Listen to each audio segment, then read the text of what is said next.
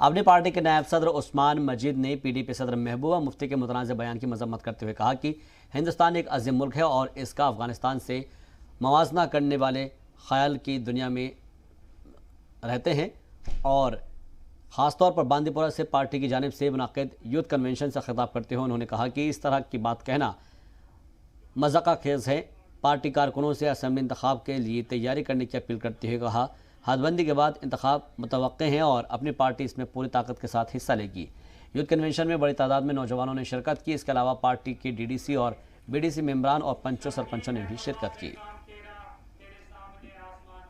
हमारी ये डिमांड है अपनी पार्टी की, यहाँ रेस्टोरेशन ऑफ डेमोक्रेसी जल्दी हो, क्योंकि हम जानते हैं लोगों की कितनी परेशानियाँ हैं और लोग इस वक्त एडमिनिस्ट्रेशन से कनेक्टेड नहीं है, बेजार है। और यही नतीजा है कि हम कोशिश कर रहे हैं, हम गवर्नमेंट ऑफ इंडिया को भी बता दिया और उम्मीद करते हैं कि जल्दी जल्दी हो। और लग भी रहा है शायद, जैसे प्रधानमंत्री ने अभी 15 अगस्त के उस लाल किले पे बताया कि इलेक्शन होगा। मुझे लग रहा है मार्च अप्रैल में चांसेस है इलेक्शन होने के।